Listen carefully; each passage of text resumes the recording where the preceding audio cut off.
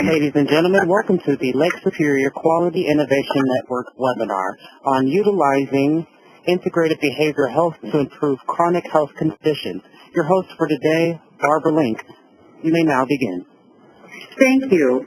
Good afternoon and welcome to today's webinar presented by Lake Superior Quality Innovation Network.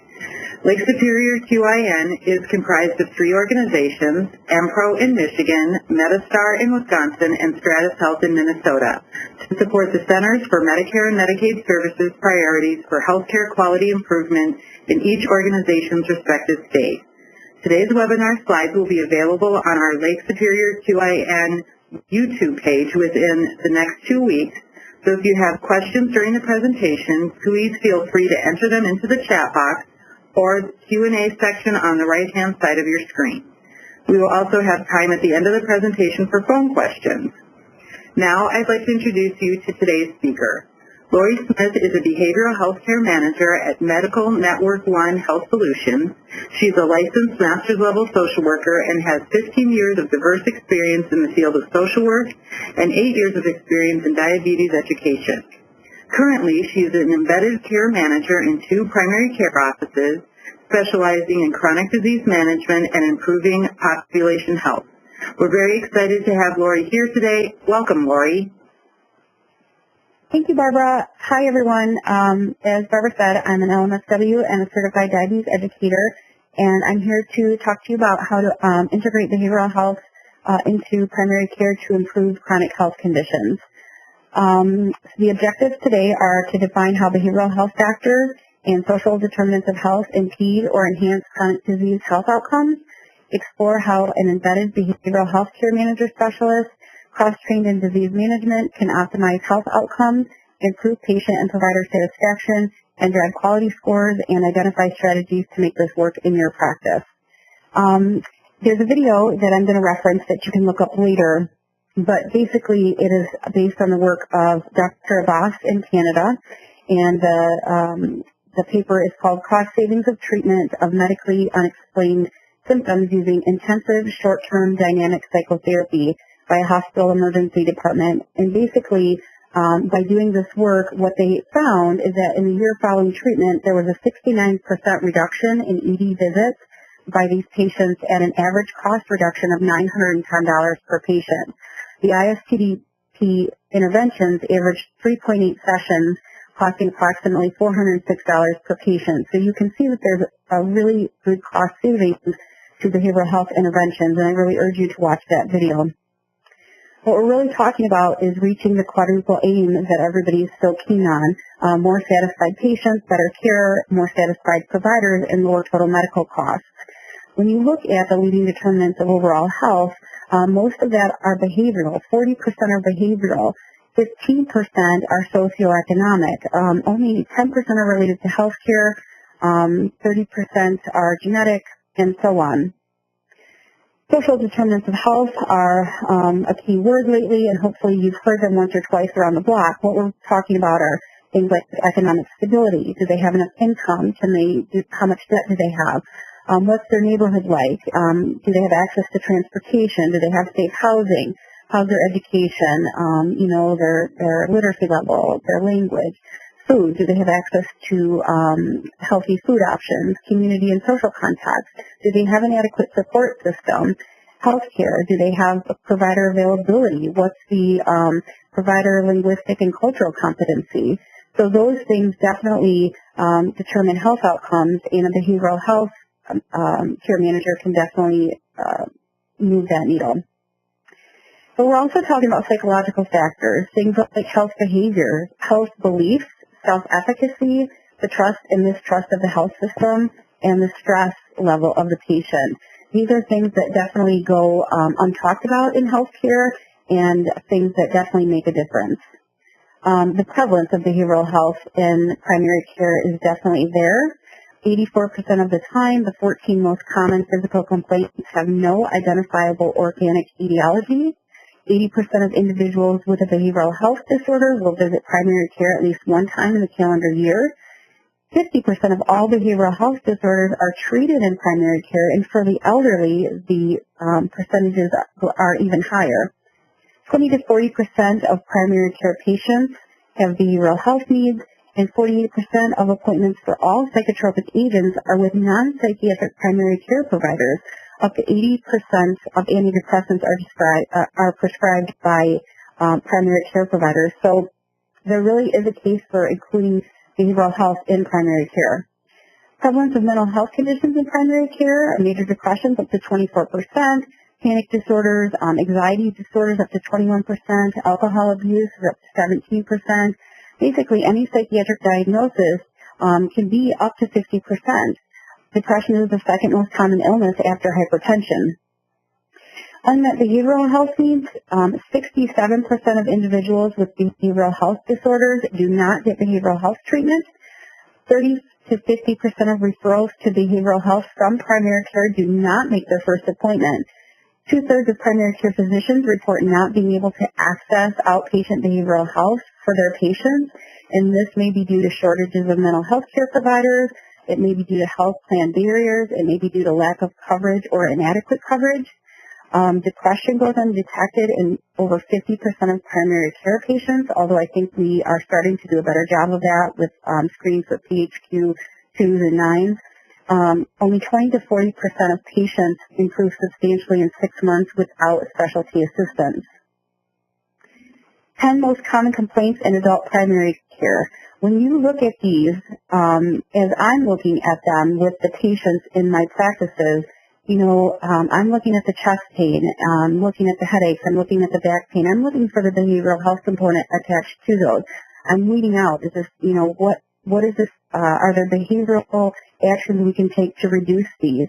The blood pressure, is there some stress involved with their lives that we can work on behavioral action plans to reduce?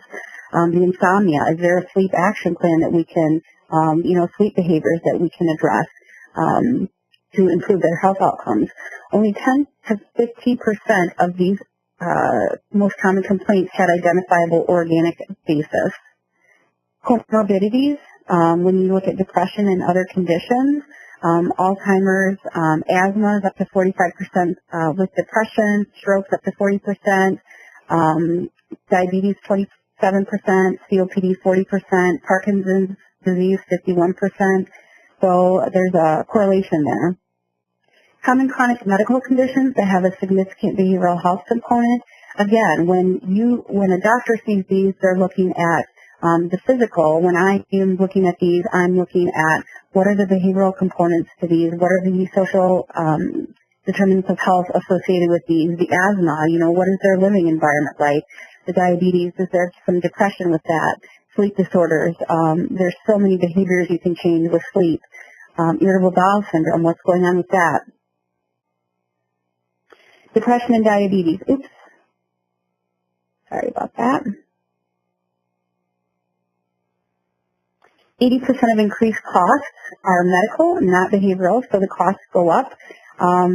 Things like excessive hunger, abnormal thirst, shakiness, blurred vision are more than doubled, so the physical parts go up. Poor self-care increases acute health care episodes. Depressed and anxious patients consume up to 4 times more medical resources. And when you look, depression is more predictive of negative outcomes for most other chronic diseases than the severity of the other chronic diseases themselves. And there is an increased cost, like I mentioned. When you look at anxiety, 67% increase in monthly health care expenditures for those with chronic conditions and comorbid anxiety. With comorbid depression, 54% increase in monthly health care expenditures for those with chronic conditions and comorbid depression. So we're talking about cost here. Annual medical expenditures for adults with and without a mental health condition. You can see all the costs here are going up. But when you look at including a behavioral health component with the treatment, there are improved outcomes. So medical use decreased 15.7% for those receiving behavioral health treatments, while medical use increased 12.3% for controls who did not receive behavioral health treatment. Depression treatment in the primary care for those with diabetes resulted in $896 lower total health care costs over a 24-month period in another study. Depression treatment in primary care resulted in a $3,300 lower total health care cost over 48 months. And yet another study that is a result of a return on investment of $6.50 for every dollar spent. That's a lot of return on investment there. Multi-condition collaborative care for depression and diabetes saved $594 per patient over a 24-month period in yet another study. The addition of psychological interventions for Kaiser clients with serious medical disorder resulted in 77.9% reduction in their average length of hospitalization, 66.7% reduction in hospitalization frequency, almost 50% decrease in the number of prescriptions written, almost 50% decrease in physician office visits, 45% decrease in emergency room visits, and a 31% decrease in telephone contacts. That's quite a significant difference. What we're really talking about is meeting the patient where they are and reducing the stigma against seeking mental health care. Integrated care for mental health conditions, integrated care for medical conditions, and integrated care for the person. So how do we do this? There's various different integrated care models. There's the consultative model, where you are relying on your patient-centered medical home neighborhood, where you're referring out into the community to psychiatrists or therapists. There's the co-located model, where the psychiatrist or therapist are in the same building or office, but they have their separate caseload. There's the collaborative model, where the psychiatrist and therapist provide caseload consultation.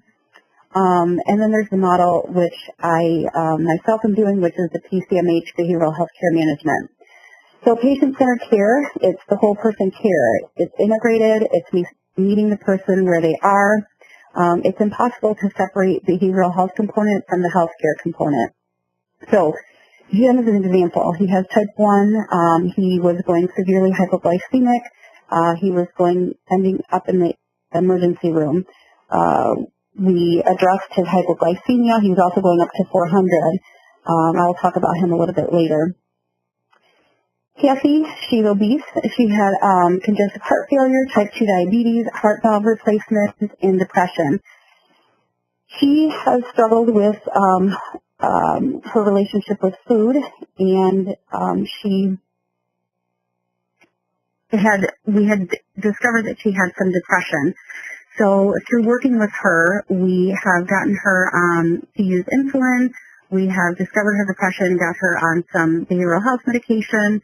She's actually seeing somebody out in the community now, and her blood sugars are stable. She's seeing a heart doctor regularly, and her condition is improving. I work a lot with insulin starts and restarts with the fear of insulin, the fear of the needle, et cetera, and so on. What we're talking about here are things that I mentioned before, the health behaviors, the health beliefs, patient self-efficacy, the trust and mistrust of the health system, and other stressors that may be going on related to social determinants of health. Patient-centered medical home behavioral health care management is also team-based care. The primary care physician is able to focus on what they do best. You're able to offer physician consultation like mental health support, engagement with patients and family members so that the physician is better able to see his patients. We've offered in-services before, such as more education on anxiety, depression, medications, etc. We are able to offer population health management, closing gaps in care, routine screenings, preventative maintenance, both mental and health, patient handouts, basically moving towards proactive versus reactive care. We help with ADTs and transitions of care, which I'll talk about in a minute.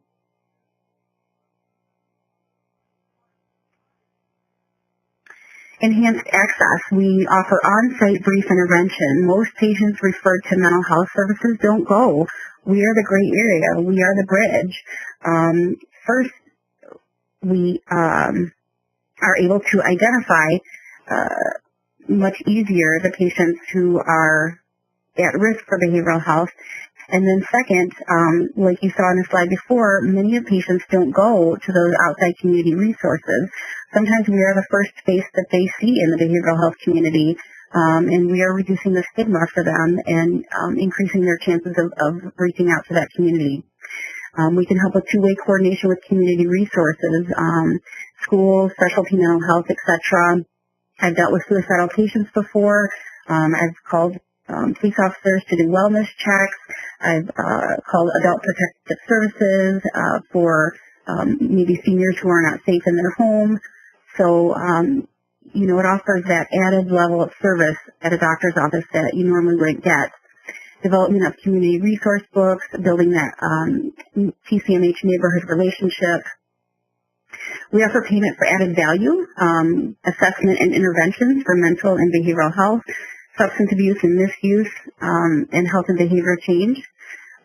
Improve acute and long-term outcomes. Offer patient and provider satisfaction. We help decrease monthly costs for the enrolled population. We can decrease ER visits and prevent and decrease hospitalizations, both medical and psychiatric. I think last year in one of our offices we had a 15% reduction in ER visits. We can help tease out in those ER visits whether they are, going in for, repeat medications, and if there's maybe an issue with the medications, if that's something that needs to be addressed regarding substance abuse. We offer care management and support. It's value and risk-based. We offer what the patient needs and when. If the patient needs a little bit of extra attention, we're there to give it. We address population and individual health behaviors, which definitely can move the needle as far as improving health, and then offer self-management support. So things like diabetes prevention and group visits. One of my colleagues is doing ADHD medication follow-ups to make sure that once a patient is placed on medication, they get that follow-up and individual counseling. A lot of times the parents are in need of some education as well. Offer education with asthma flare-ups, anxiety, high and low blood sugars, food insecurities, etc. Care coordination and transitions of care. This can be a really key component. Assessing the social determinants of health for someone coming out of the hospital, whether it's emergency room or inpatient stay, is key. Making sure they have good health literacy, understanding what the instructions were when they got out of the hospital, making sure medication management-wise, do they have their prescription? Do they know what they're taking? Do they understand why they're taking it? Action planning to reduce readmissions. Again, we can help tease out what medications, if there's a substance abuse issue, work with pharmacists, reducing barriers like transportation costs, substance abuse support, etc. We can also help with performance measurements and quality improvement strategies. We've been involved with program development projects, evaluation, treatment and follow-up protocols such as PDSAs, practice education, staff support and education, corrective action plans, such as with the CAPS surveys, MyPICT&SIMS, HEDIS scores, etc. I think this year in one of my offices, the A1Cs below 7 was at 23%, and we were able to increase it to 40%. Group visits are a great way to see more patients. That'll be available in your slides. Diabetes prevention program, chronic disease self-management programs are a great way to reach more patients. Anxiety and depression groups, stress management groups is a great way to utilize your behavioral health care manager.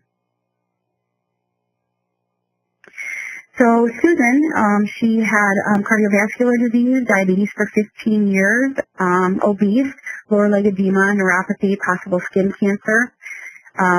She was very afraid to address her skin cancer. She was not using her insulin correctly, and so the areas addressed were medication adherence, educating her about her insulin and how to use it properly, nutrition, physical activity, obtaining preventative exams, and then addressing those skin lesions and addressing her fears. Utilizing specialists when needed to avoid hospitalization with her, such as foot care and cardiology. And the way that I did that was using motivational interviewing, brief action planning, cognitive behavioral therapy, and strengths-based interventions, and also utilizing her spiritual beliefs and family support. A1C went from 9.1 to 7.9. Derek, he was, age was 34. He had bipolar disorder and other mental health impairments. diabetes and asthma. He had a very low health literacy. He was going to the ER multiple times for his asthma, 5 times in 3 months due to transportation, as it turns out. What was happening was he lived in a group home, and without talking to his group home manager, we didn't know that part of his home plan involved him making his own transportation arrangements. But it took a conversation with his group home manager to find that out, and so him and I worked on a plan for him to self-advocate for transportation. Also, it involved him obtaining a new PCP that was closer to him, that would work better in his life because of his social determinants of health. We used brief action planning, problem solving, motivational interviewing. His A1C turned out to be a 7 before he left our office, and he's had 0 hospitalizations as far as I know, but he also has a new PCP.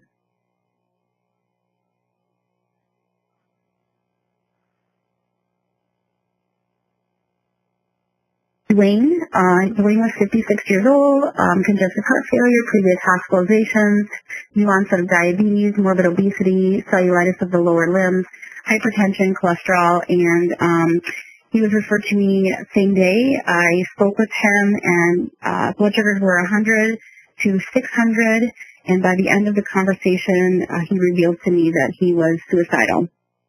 He left the office, unfortunately, but he did allow me to call him later that day. We did come up with a plan. He was not at enough risk where I felt that he needed a hospitalization, but I was able to keep in close contact with him for the next couple of days. We were able to start him on an antidepressant and address his blood sugars. We decreased his suicidality. We started him on maintaining his medications appropriately. The cellulitis improved, and he had no further hospitalizations. So our office works on the CPC Plus. Many of you are probably familiar with that. We do standardized PHQs. We've been doing this a couple years now. But this year, all patients are screened yearly, and they follow up with a behavioral health care manager if necessary. This year, we've had 100 referrals. So far, we've gotten back 80 follow-up scores. Out of those, 90% of those have improved. Some of them have not improved, but some of them we haven't had scores come back yet. This has resulted in an increase in medication usage when necessary and referrals to outpatient behavioral health. This is an average of 2 to 6 visits with me, either by phone or in person. So what we're discovering is there's more behavioral health needs than what the office realized before, but their needs are being addressed in a bigger way, and that is a good thing. So, considerations for the audience: what is your goal? What do you want to accomplish behavioral health-wise? Who is your target population? How will you identify them? Perform a needs analysis and determine available financial mechanisms. The elephant in the room: finances. How do you get the funding for this? There's multiple avenues for compensation. Healthcare delivery is actually moving towards a team-based care approach, care management, which practices will be compensated for. There are multiple codes that exist for care delivery, health and behavioral codes, high-intensity care management, provider-delivered care management, etc. How much is your time worth to deliver person-centered care in order to reduce costs, improve health outcomes, improve patient satisfaction, and improve your job satisfaction? And we can help reduce your burden while improving care. How do you get one? Talk to your ACO, your PO, your health system. Build the case. It's all about downstream cost savings. As you can see, it really does save costs. Moving forward, what does this look like for you? What are your next steps? What will you do this week towards improving your behavioral health outcomes? And I always end my patient sessions with a SMART goal. So what will your SMART goal be? And now I will open it up to Barbara for the questions. Thanks so much, Lori. So, operator, do we have any questions in the queue? Ladies and gentlemen, if you have a question at this time, please press the number 1 key on your telephone keypad. If you have any questions at this time, please press the number 1 key on your telephone keypad. We are waiting for callers to join the queue.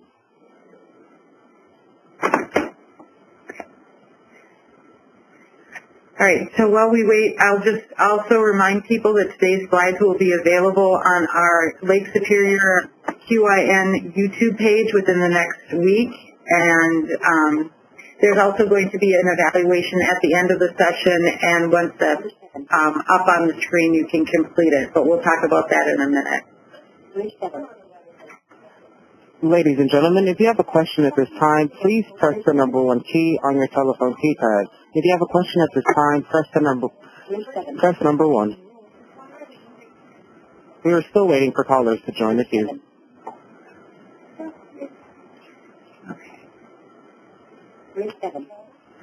We have no further questions at this time. Okay. It does look like there is something in the chat. It says, can you address the processes in place to achieve 90% implementation of the PHQ-9 tool at every visit? And could you talk about the staff roles that are involved in that? The PHQ-9s are addressed once per year. I didn't mean to imply that they were addressed at every visit.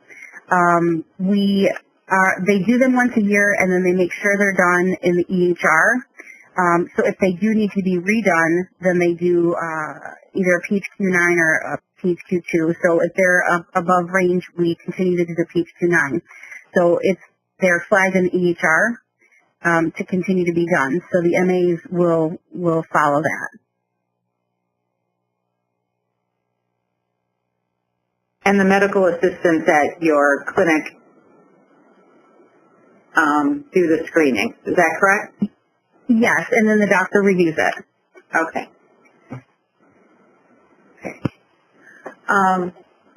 Let's see. So another question is if we put a social worker or social workers in the practice, does someone need to supervise them? That's a good question. It depends on, they're pretty independent. So who would be hiring the social worker, the practice or the physician's organization? Now that was a chat. So, okay, here we go. No.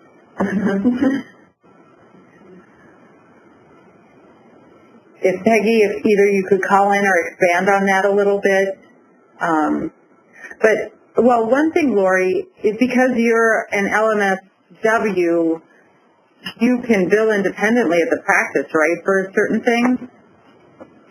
Yes, I can. We bill through my physician's organization.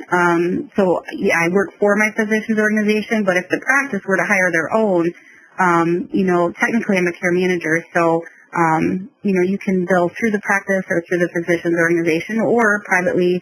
One of the models that we talked about was co-located, so you could do it a number of ways. We do have a question in the chat from Peggy. Please go ahead. Thank you. Oh. Yeah, if the practice hires them, then they would, that would be between the practice and the social worker as to how they wanted to set up that business model. If the practice hires them, then they would be, it would be, I guess, up to their discretion as to how independent the social worker would be. Okay. We do have a question in queue from Peggy Glenn. Please go ahead. Nope, she answered my question. Oh. Thanks, Peggy. Thanks for calling in, too. We appreciate it.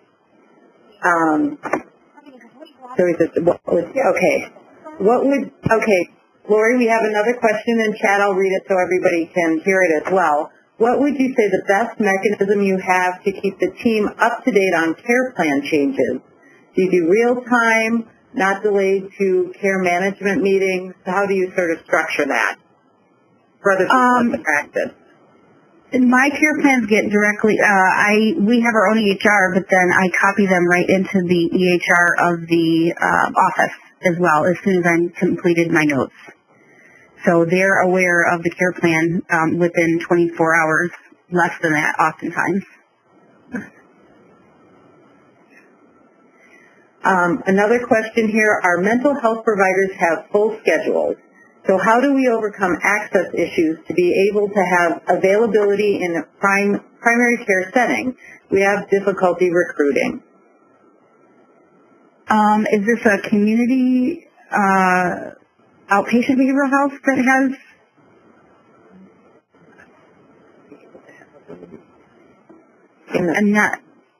Yeah. It looks like it came from Tara. Tara, if you could expand maybe a little bit. Yeah, I mean, is that a staffing issue?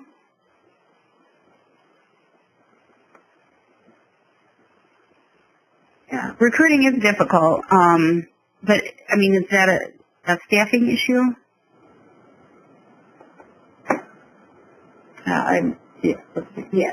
Yes, we're a community.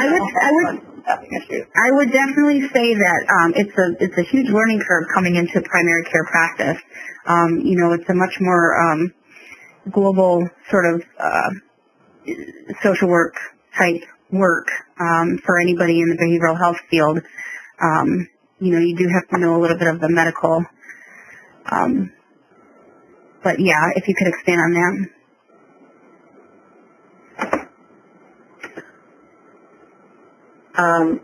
So let's see, while maybe Tara's clarifying a little bit more, we'll go to another question here. How would you differentiate between the role between behavioral health, social support, navigators, and care managers or case managers? That's a good question. We do kind of do it all, don't we? Well, I think it's a continuum. Navigators, I think our jobs kind of overlap. And so I think there's some definition within each of those, but we all sort of overlap. So I think it's a continuum. All of those are on a continuum. So behavioral health is definitely more behavioral health focused. Case managers do a lot of the coordinating. Navigators, help navigate. Social support is definitely, I would think community linkages. That's my definition. I know there's definitions on the internet, but, I think at any one point in time, we've all done a little bit of each other's job. And I think if you went into a primary care office, the MA, would be doing the front desk job at some points, and the front desk would be doing the MA's job. So, I don't think that's necessarily a bad thing.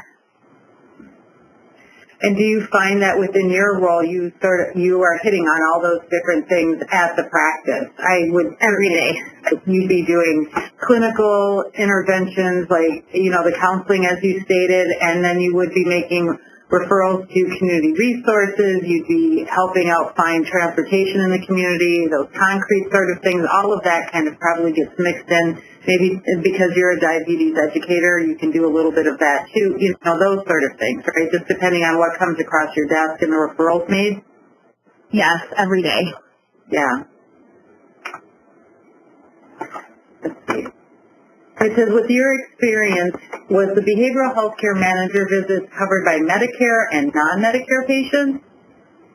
I'm sorry, could you repeat the question? Yeah, let me see. With your experience, was the behavioral health care manager visit covered by Medicare and non-Medicare patients? So I'm thinking this person's wondering about reimbursement. Do you get it through Medicare as well as other services? Yeah, so I tend to bill, we bill in different ways, like the health and behavior codes the PDCM codes. And I myself do a lot of billing under the PDCM codes because a lot of times I am including the health component as well as the behavioral health component because it's so hard for me to separate one from the other when I'm educating on hypertension and stress management. So, yes, Medicare does cover because I'm doing a lot of PDCM codes. Are you reimbursed by other insurances too, Lori? Yes, we are. Okay. Chronic CPC Plus, SIMS, so we're in a number of projects that reimburse.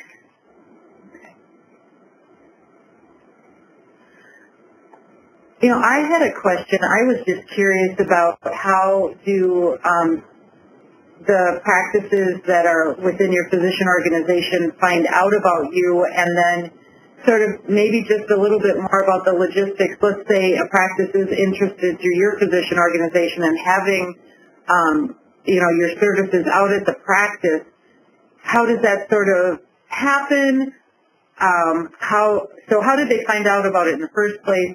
Then once you're there, how do you integrate within the staff? I mean, I've been sort of a new service at different types of facilities, and sometimes it's very challenging to educate the other staff about the usefulness of the physician and even help them understand that, your job is unique. You're not trying to take away from something they're doing. Just some of those maybe logistical things. Were there ever issues, so from kind of the start a little bit to once you're integrated into the practice? Absolutely. So you find out what the office needs, and you start there, and then you work backwards. So, my office, I have the pleasure of being a diabetes educator in the behavioral health, in the behavioral health field. So in one of my offices, diabetes was what they needed help with. But, I am in the behavioral health field, so I could use my behavioral health skills to address their diabetes patient population. And then through that avenue, I was able to sort of have that conversation with them. I am able to be utilized in this way, and this can help your other patients in XYZ, So you meet the needs of the office because they are, in some ways, your client too. And so, but it takes a while, It took me, I think, over 2 years in one office, and now, there's a lot of demand for me there, but you just find out what their needs are and you work backwards, because when you create a win-win situation, then it becomes, a lot easier. But you can, with behavioral health, there's so many behavioral health components to, so many of those conditions that we looked at. The top 15 conditions have behavioral health components with them. So you can make that case with any condition. Heart disease, diabetes, asthma. I mean, you can utilize your behavioral health skills with any of those conditions. Thanks. Was there ever a time that the practice was saying, oh, you're not getting enough referrals, or they were willing to sort of wait for you to build your case? Well, I didn't let them wait. You use your list. You outreach. You look, they all are, physicians are driven by incentives at some point, that's what their practice relies on. And so, you've got to reach certain targets. And so you're screening your list. You're looking for who you can help, who needs this and who needs that. So you're outreaching. So I didn't really give my offices a chance. I just, I saw the needs and I met them. And I think through that they saw my value. That's great. Thank you.